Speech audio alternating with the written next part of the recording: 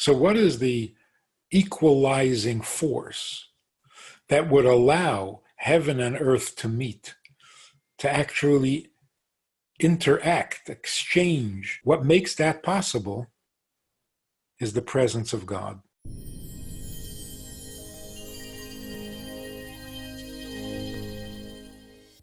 By giving us the Torah, by giving us the mitzvahs, when you put on the tefillin, you are wrapping a leather strap around your arm and around your head,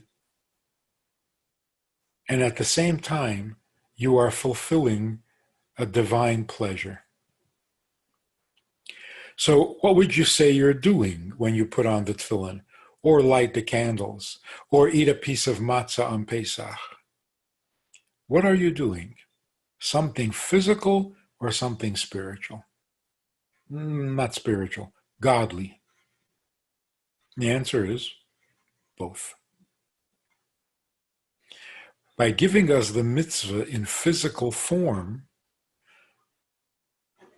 the physical object of the mitzvah does become godly. It becomes holy.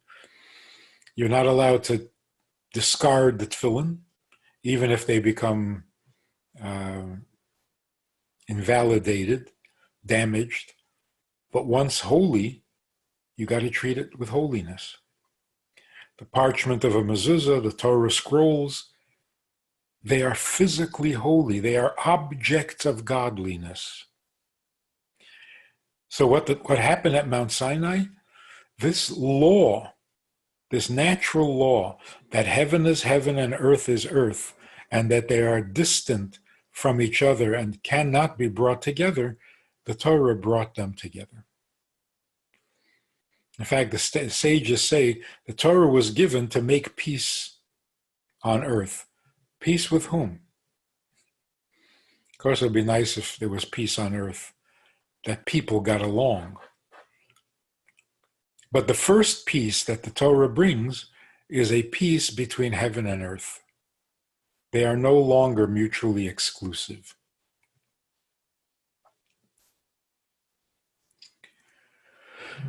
Why is that so exciting?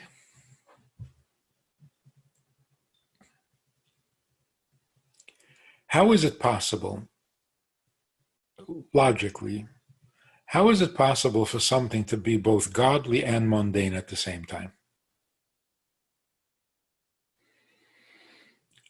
Logically, the argument goes,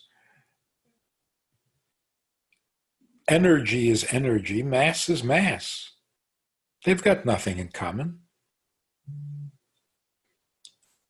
Einstein comes along and says, well, actually, mass is energy and energy is mass. And there can be movement between them. You can go mass becomes energy, energy becomes mass. That's an amazing discovery and insight. But nowhere is there an explanation for how that can be, because it's counterintuitive. So yes, once we discover that that's true, amazing. But why? How? In other words, were we wrong before Einstein? Were we wrong to assume that energy and mass are two completely opposite realities and they cannot merge and they have nothing in common? Was that wrong? Was that simply mistaken? Because it doesn't seem like. Night and day.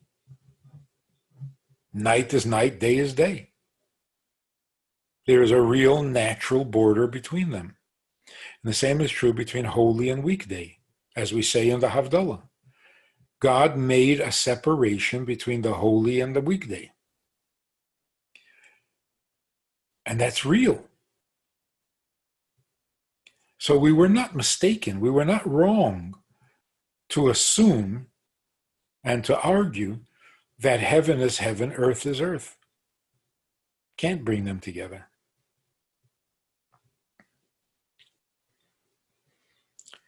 So here's what the giving of the Torah accomplished. If you use an example of two soldiers, high-ranking soldiers, a captain and a lieutenant, a 4-star general and a 3-star general. They have differences of opinion. They have differences in authority, in power, and they can disagree. And even if they don't disagree, they have different responsibilities. Each one has its place. Each one has his role. But what happens when the king himself walks into the room where the two generals are? In the presence of the king, their differences dissolve, because relative to the king, they are equally insignificant. When the king is not there, the 4-star general is more significant than the 3-star. The 4-star general in the presence of a sergeant, I mean, there's no meeting ground. They are too far apart. The sergeant has nothing to say to a 4-star general, and the 4-star general wouldn't bother talking to a sergeant. They don't have enough in common. They're not close enough to be able to share anything. It may be a little bit of exaggeration, but it's just an example, right? So by their own nature, they are mutually exclusive. But what happens when the king comes in? Obviously, the sergeant or the 3-star general is going to feel humbled, is going to feel inadequate and insignificant in the presence of the king. But so will the 4-star general, and no less. So in the presence of something much greater than the two of them, they become equalized. The king is the great equalizer, because he can dispense of the sergeant and he can dispense of the 4-star general with equal ease.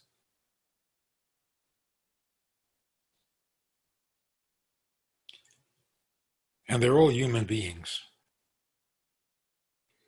Yet the difference between them is so great that the king nullifies, he wipes them out in their self-importance and in their significance, and they become equally insignificant.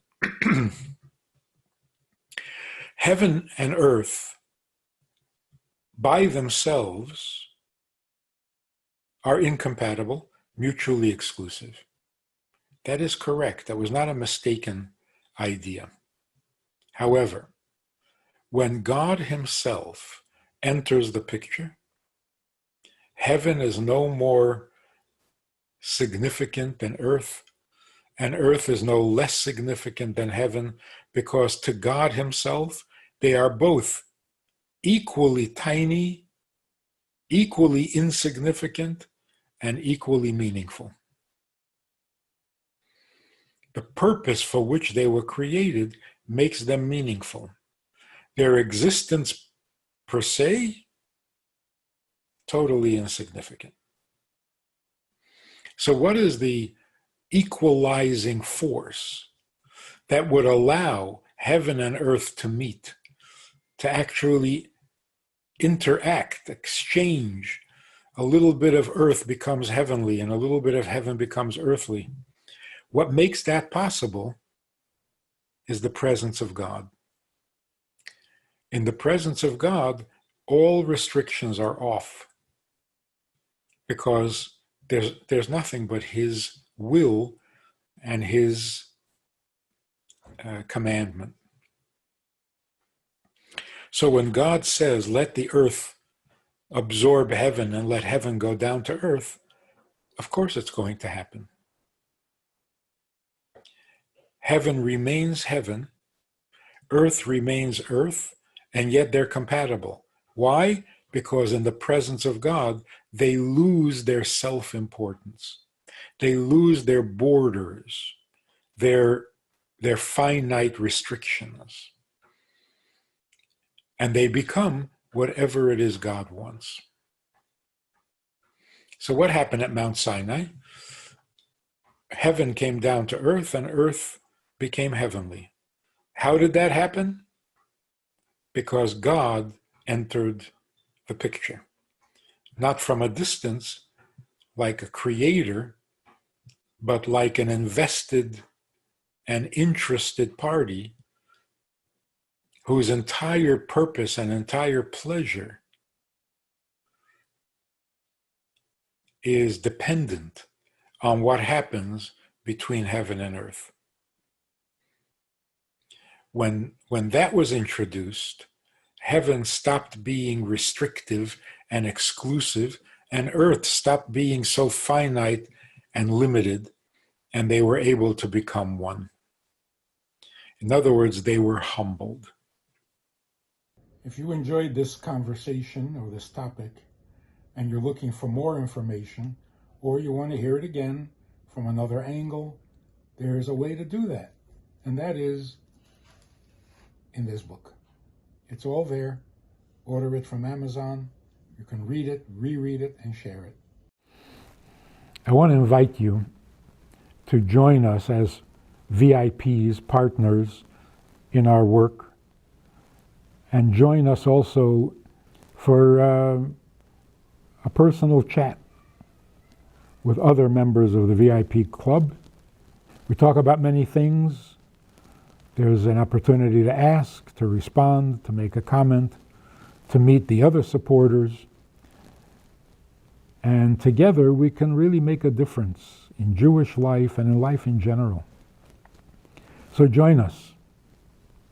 It's goodtoknow.org. Log in, call, make contact, and join us with the VIPs.